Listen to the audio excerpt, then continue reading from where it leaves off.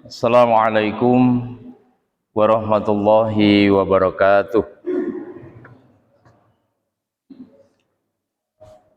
Innal hamdalillah nahmaduhu wa nasta'inuhu wa nastaghfiruh wa na'udzu billahi min sururi anfusina wa min sayyiati a'malina. May yahdihillahu fala mudhillalah wa may yudlil fala hadiyalah. Ashhadu an la ilaha illallah wahdahu la syarikalah wa ashhadu anna Muhammadan abduhu wa rasuluh la nabiyya wa rasula ba'dah. Allahumma salli wa sallim wa barik ala Muhammad wa ala alihi wa ashabihi wa man tabi'ahum bi ihsanin ila yaumil qiyamah. Wa qala Allahu ta'ala fi kitabihil karim, a'udzu billahi minasyaitonir rajim, bismillahirrahmanirrahim. Ya ayyuhalladzina amanu taqullaha haqqa tuqatih wa la tamutunna illa wa antum muslimun. Wa qala aidan fi ayatil ukhra, bismillahirrahmanirrahim. Wa yakhirruna lil adqani yabkun wa yaziduhum khusyu'a. Quran surat Al-Isra ayat 109. Bapak, Ibu, saudara-saudara, adik-adik, jamaah sekalian yang dirahmati Allah, mengawali kajian pada malam hari ini, mari bersama-sama kita mengucap basmalah. Bismillahirrahmanirrahim. Alhamdulillah, kita bersyukur kehadirat Allah Subhanahu wa ta'ala. Pada malam hari ini kita bisa kembali bersama-sama memakmurkan masjid kita dengan ibadah sholat berjamaah, juga dengan kajian ilmu. Mudah-mudahan kita nanti saat disoal di hadapan Allah sudah memiliki jawaban. Artinya ketika ditanya tentang umur kita, kita bisa menjawab. Kita punya alasan bahwa umur kita gunakan untuk kebaikan. Ketika kita ditanya tentang harta, kita sudah bisa menyiapkan jawaban bahwa amanah harta yang Allah berikan kepada kita tidak selalu dan semuanya kita habiskan untuk hal yang sia-sia, termasuk kita salurkan lewat masjid ini. Ketika ditanya tentang ilmu, kita bisa menjawab bahwa dengan segala kesungguhan kita juga thalabul ilm dan termasuk mengamalkan ilmu. Dan terakhir, ketika kita nanti ditanya tentang rusaknya jasmani kita juga punya jawaban yang tepat bahwa rusaknya kita, rusaknya jasmani kita gunakan di jalan yang Allah ridhoi. Itulah sebuah hadis yang diingatkan baginda Rasulullah Shallallahu Alaihi Wasallam kepada umat ini tentang situasi nanti di saat kita menghadapi pengadilan Allah Subhanahu Wa Taala, di mana nanti setiap kita tidak akan bisa, Bapak Ibu, menggerakkan kaki atau anggota badan kita sebelum kita bisa menjawab 4 pertanyaan. Apa kata baginda Rasulullah? La tazulu qadama 'abdin yaumal qiyamah hatta yus'ala an arba'in. Seseorang tidak bisa menggerakkan kakinya walaupun setapak kaki pun, walaupun 1 geseran pun, hatta yus'ala an arba'in, sehingga dia ditanya dan bisa menjawab 4 soal. Jadi sudah dibocorkan soal itu. Karena itu mari kita siapkan jawabannya. Apa ke-4 soal itu? An umrihi fima afnahu. Seseorang tidak bisa menggerakkan kakinya walau 1 geser pun, sehingga nanti dia bisa menjelaskan di hadapan Allah tentang umurnya. Dia habiskan untuk apa? Dia gunakan untuk apa? Umur ini kan dibatasi. Ya. Kita ini diberi umur kan tidak selamanya, Bapak sekalian. Bahkan isyarat yang disampaikan baginda Rasulullah sallallahu alaihi wasallam, umat Muhammad ini kisaran 60 sampai 100. Sekarang ini mencapai angka 100 sangat sulit. Ya. Ya paling ya 70 naik turun itu. Artinya enggak lama, sementara akhirat itu kekal abadi. Makanya nanti banyak orang menyesal karena apa? Tidak menggunakan umurnya. An umrihi fima afnahu. Setiap orang kan ditanya tentang umurnya, dia gunakan untuk apa? Akan nanti insya Allah bisa menjawab karena kita gunakan yang sebaik-baiknya. Maka konsepnya kalau kita nggak manfaat, tidur. Pada Isya itu kalau nggak ada tambahan ilmu, tidur aja. Itu sunnah itu. Yang kedua, wa'an ilmihi madza amila bih. Seseorang juga tidak akan bisa bergeser walaupun satu telapak kaki pun, sehingga dia bisa menjelaskan di hadapan Allah tentang ilmunya. Dia amalkan untuk apa? Target ngaji ini kan untuk paham. Yang remeng-remeng, yang buram supaya jelas. Yang ragu biar menjadi yakin.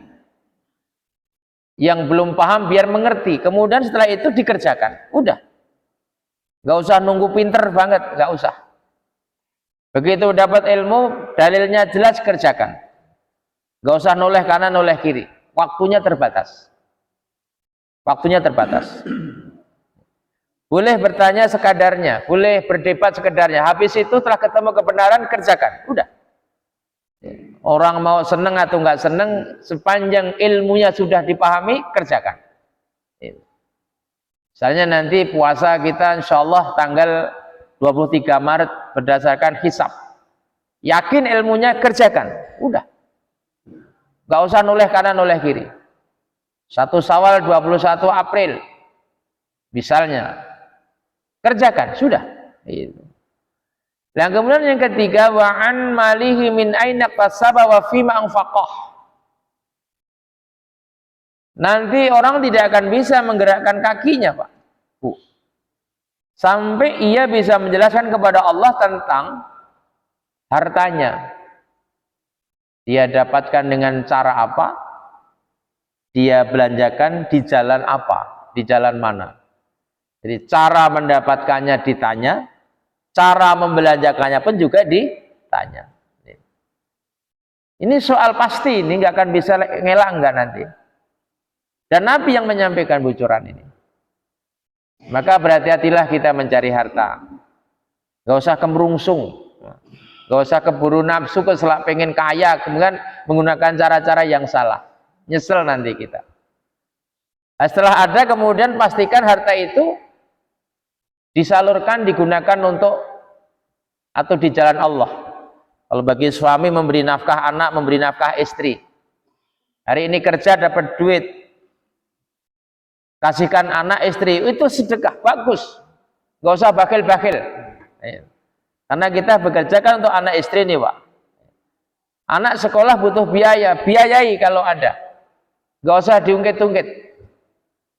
Gak usah diungkit-ungkit. Itu membelanjakan harta. Punya saudara kok miskin, kasih. Iya. Kasih sehingga nanti kita punya jawaban yang tepat. Itu harta. Misalnya masjid ini masih kurang apa, nggak usah mikir-mikir. Ambil bagian walaupun nggak banyak. Nah, ya. Jangan sampai kita nggak memberikan kontribusi. Itu ya. Pagar kurang cat, bisa 100 ribu, jadilah. Itu menjadi saksi nanti, Pak. Harta. Nah, yang terakhir, wa an jismihi madzabalahu, tentang rusaknya jasmaninya itu dirusakkan atau rusak karena apa? Ya. Karena semua orang pasti akan hancur kecuali jasadnya para nabi. Ya, dia tidak termakan set-set tanah. Tapi kalau kayak kita ini sudah hancur, Pak. Bahkan belum sampai di liang kubur sudah busuk kadang-kadang, sudah bau. Semuanya akan seperti itu. Nah, kalau misalnya kita harus hancur, maka hancurlah di jalan yang baik, itu berjuang gitu. Semua akan meninggal. Ini bukan pernah, inilah bocoran soal yang disampaikan baginda Rasulullah Shallallahu Alaihi Wasallam untuk kita renungkan. Karena itulah Bapak Ibu sekalian, mempelajari ilmu agama saya pikir sesuatu yang menjadi kebutuhan kita. Saya ingat ucapan Sayyidina Ali bin Abi Thalib, ya, seseorang untuk menjadi baik itu syaratnya ada beberapa hal. Atau dengan kata lain, jikalau seseorang itu dikehendaki baik oleh Allah, misalnya saya, Bapak, Ibu, jamaah dikehendaki baik oleh Allah, itu tandanya kurang lebih ada 5. 1, orang itu tidak meremehkan kebodohan. Jadi tidak menganggap remeh jadi orang bodoh itu. Kalau ada orang kok merasa nyaman dengan kebodohan, itu tandanya orang ini tidak dikehendaki baik oleh Allah Subhanahu wa ta'ala. Merasa aman dalam kebodohan itu tandanya orang yang tidak dikehendaki baik oleh Allah Subhanahu wa ta'ala. Gak bisa ngaji, nyaman. Sholatnya gak benar, gak gelisah. Pokoknya dia nyaman dalam kebodohan.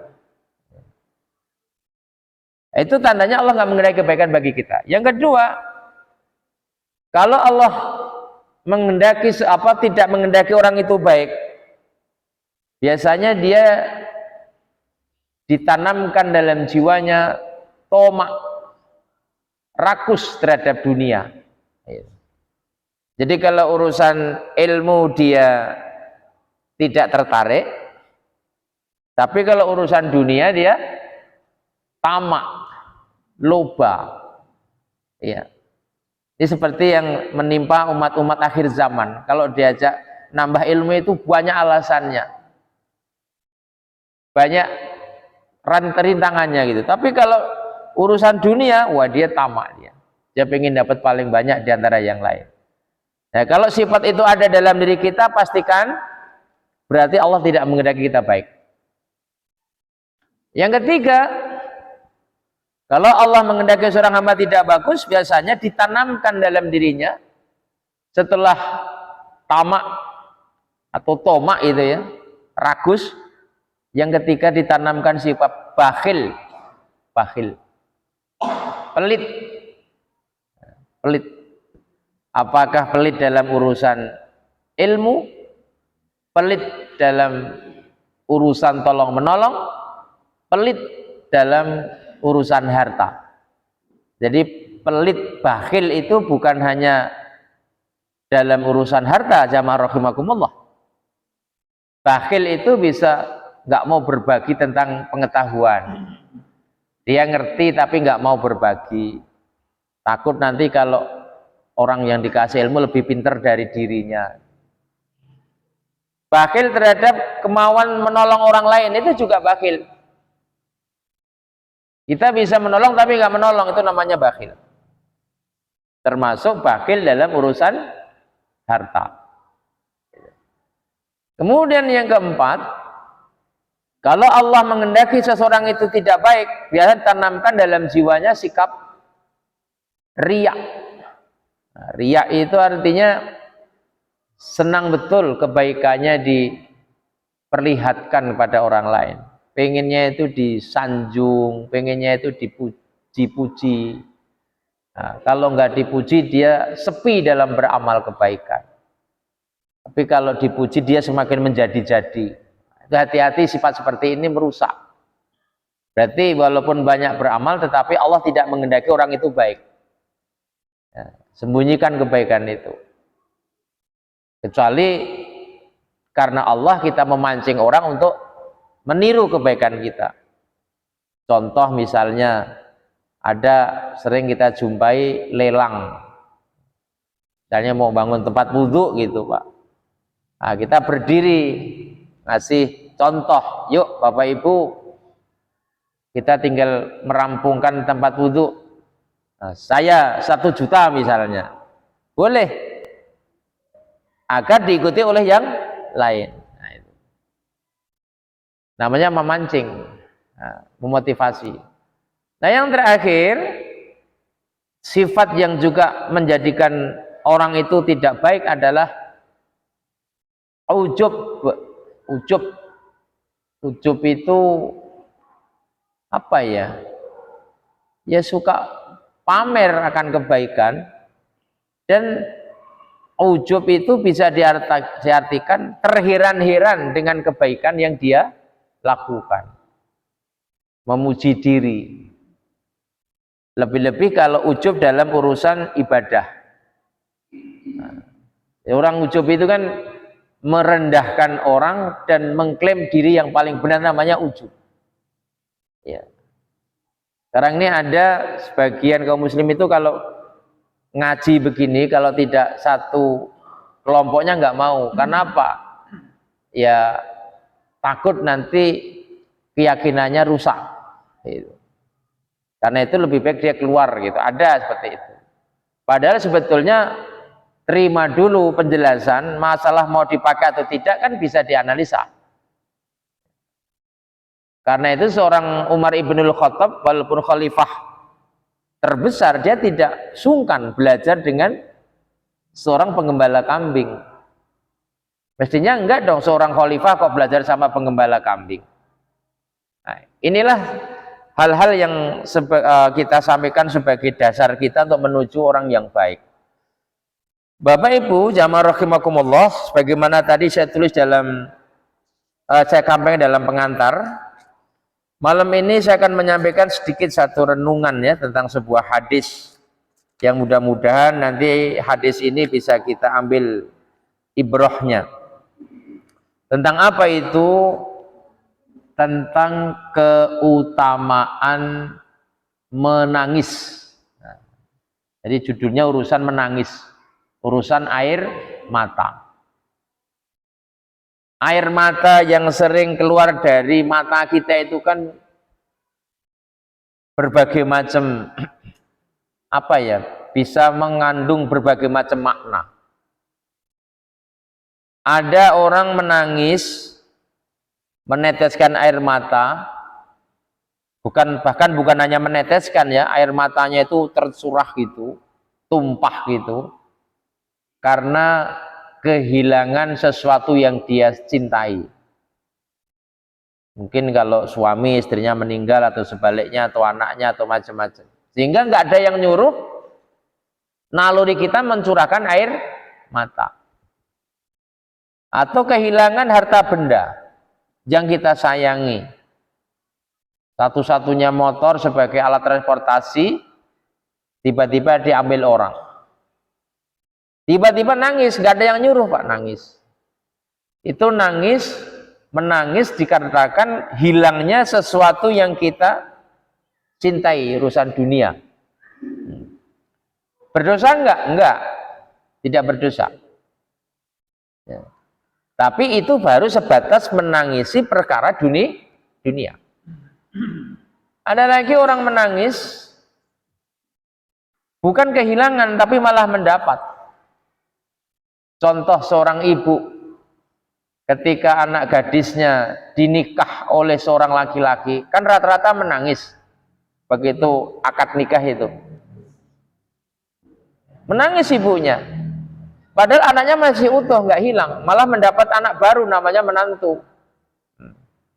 Menangis juga. Sampai kadang-kadang banyak ibu-ibu itu yang harus pingsan karena anaknya dinikah oleh laki-laki gitu. Jadi melepaskan sesuatu yang dia sayangi itu juga bisa menimbulkan menangis. Kalau tadi kan barang hilang, suami meninggal, istri meninggal, anak meninggal kan hilang tadi. Ini enggak dapat menantu, menangis dia. Dosa enggak? Tidak. Sepanjang masih terkendali. Kalau kemudian sampai meraung-raung, sampai gulung-gulung, nah itu udah enggak boleh. Mendapat menantu kok malah menangis. Itu. Enggak ada juga model gitu Pak. Tapi Anda menangis yang jarang dilakukan orang, yang sering atau yang jarang bisa kita lakukan, Pak. Padahal menangis yang terakhir ini adalah menangis yang sesungguhnya akan membawa keberuntungan kita di akhirat. Kalau yang nangis ketika benda-benda yang harta yang hilang, menangis karena anak menikah, itu tidak sampai di akhirat dampaknya. Nggak akan mempengaruhi nasib kita di sono, Pak Bu. Sampean kemalingan gitu terus nangis gitu, itu nggak akan sampai mempengaruhi surga, enggak. Atau anak menikah kemudian kita menangis, itu nggak akan sampai, nggak ada hubungannya dengan surga. Tapi ada satu tangisan, satu kucuran air mata, yang air mata ini memiliki pengaruh terhadap kehidupan di akhirat. Sama-sama menangis. Menangisnya siapa itu? Ini yang jarang, yang sulit dilakukan oleh kita. Menangisnya seorang hamba ketika dia menyadari akan kehinaan dirinya di hadapan Allah Subhanahu wa ta'ala. Ya. Saya ulangi, menangis yang akan mempengaruhi nasib kita di hari kiamat adalah menangisnya seorang hamba karena timbulnya kesadaran akan kehinaan dirinya di hadapan Allah Subhanahu wa ta'ala. Menangis yang punya kaitan dengan keagungan Allah Subhanahu wa ta'ala. Misalnya nangis macam mana itu? Misalnya menangis ketika kita sedang membaca ayat-ayat Al-Quran. Banyak Bapak Ibu, orang yang baca Al-Quran itu, karena dia ngerti peringatannya, ngerti maknanya, menangis dia. Bahkan golongan jin pun bisa menangis. Jin yang beriman ya. Di Quran surat Al-Isra, surat yang ke-17, ayat yang ke-109, Allah Subhanahu wa ta'ala menyampaikan firman-Nya begini, A'udzu billahi minasyaitonir rajim, wa yakhirruna lil adqani yabkun wa yaziduhum khusyu'a. Dan mereka menyungkurkan wajah sambil menangis dan mereka bertambah khusyuk. Saya ulangi, wa yakhirruna lil adqan, mereka itu menyungkurkan wajahnya. Nyungkur itu nyungsep Pak ya, kayak sujud itu. Ya bakun, sambil menangis.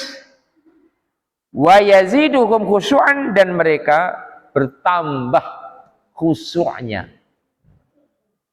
Ini menceritakan tentang apa tuh ini? Ini menceritakan tentang hamba-hamba Allah yang saat menderas membaca ayat-ayat Al-Quran, dia menemukan satu peringatan. Ya. Sehingga peringatan itu sampai ke dalam hatinya, yang membuat dirinya harus tersungkur menangis. Ya. Karena itu kalau kita yang pernah berangkat haji atau umroh ya, ketika sholat berjamaah di Masjidil Haram, itu ada imam Masjidil Haram itu kadang-kadang di saat membaca ayat-ayat Al-Quran itu sesungguhan menangis Pak.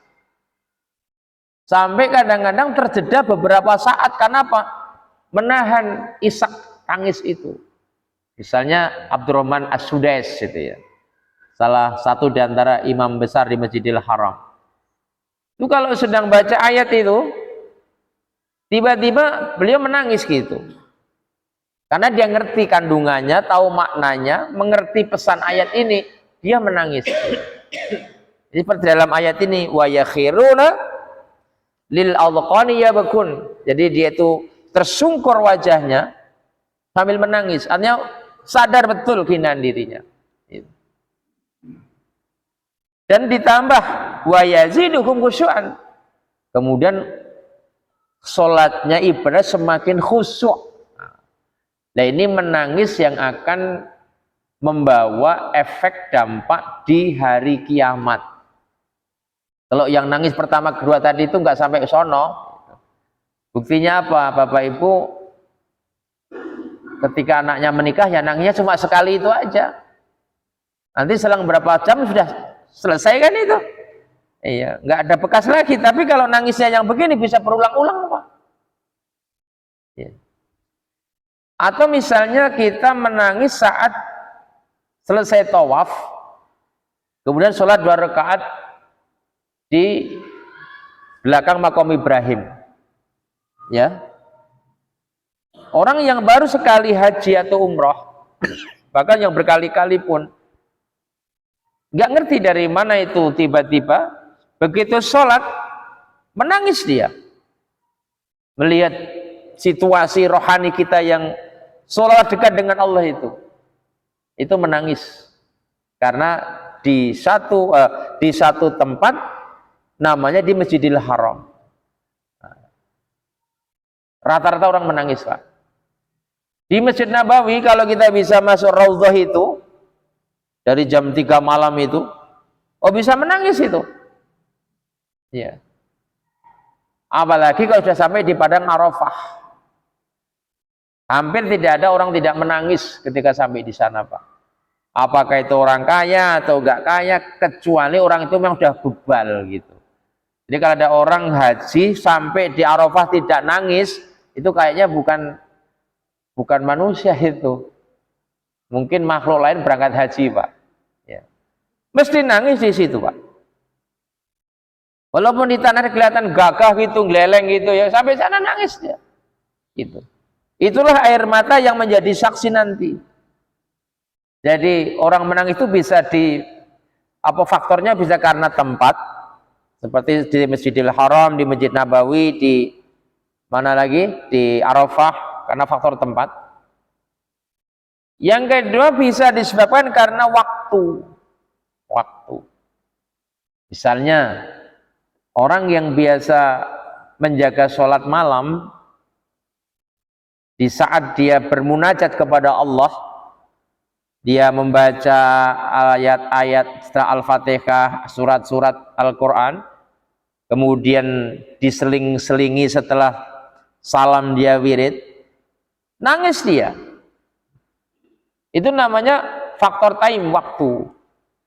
Maka kalau ingin menguji ketajaman kita Bapak Ibu sekalian, apakah kita itu, air mata kita itu berharga atau tidak, lihatlah kualitas ibadah kita dengan menjaga sholat malam. Sholat malam itu disiapkan oleh Allah waktunya memang sepertiga malam akhir, karena situasi itu adalah waktu yang paling tepat untuk memasukkan kesadaran diri. Bukan berarti kita itu meremehkan waktu siang atau waktu sekian, ini enggak. Tapi kalau waktu siang walaupun kita sholat zuhur atau asar itu masih diliputi suasana duniawi. Jarang orang bisa nangis itu sholat zuhur atau asar. Tapi sholat malam itu ketika bumi belum dibuka cakrawalanya, disitulah kesadaran muncul. Makanya para sahabat itu banyak yang rumahnya kan nggak terlalu jauh-jauh gitu ya. Setiap rumah kok ada orang nangis. Disitulah Allah Subhanahu wa Ta'ala menempatkan waktu sepertiga malam untuk menjadi sarana agar hamba-hambanya bisa menangis. Dan orang-orang yang bisa menangis pada sepertiga malam, pada sholat malam itu, apa jaminannya? Jaminannya dia akan mendapatkan naungan di hari kiamat ketika yang lain tidak mendapatkan naungan. Hadis ini sangat populer Bapak-bapak, Ibu-ibu ya, sudah sering kita kaji, disampaikan para asatid, di khutbah-khutbah, di ceramah-ceramah. Tentang apa? Kabar dari Rasulullah SAW tentang tujuh golongan manusia yang nanti akan mendapatkan naungan di hari akhir, di hari kiamat, ketika yang lain tidak mendapatkan naungan. Ada 7 golongan manusia, 7 sifat. Mari kita berburu. Kalaupun toh 7-7-nya nggak bisa kita ambil, ambillah separuh. Kalau separuh juga masih berat, 2 masih sulit, 1 jadilah. Jangan sampai 7 amalan ini 1 pun tidak nyangkut untuk kita. Bagaimana sabda Rasulullah? Qala Rasulullah sallallahu alaihi wasallam, sab'atun yudhilluhumullahu fi dhilli yauma la dhilla illa dhilluh. Saya ulangi. Sab'atun yudhilluhumullahu fi dhillihi yauma la dhilla illa dhilluh. Ada 7 golongan manusia yang akan dinaungi Allah, diberi perlindungan ya di bawah naungan Allah. Kapan? Kelak pada hari di mana tidak ada naungan kecuali hanya naungan Allah semata. Maksudnya hari kiamat. Ada 7 golongan, tentu golongan manusia yang akan dinaungi oleh Allah di bawah naungannya di saat ketika itu tidak ada naungan kecuali naungan Allah Subhanahu wa ta'ala. Maksudnya benar, di hari kiamat. Nah, siapa 7 golongan ini? Ini yang menjadi harus kita kejar. Imamun adil, imam yang adil. Ini bisa dipahami dengan pengertian ya imam sholat, atau imam, atau khalifah, atau pemimpin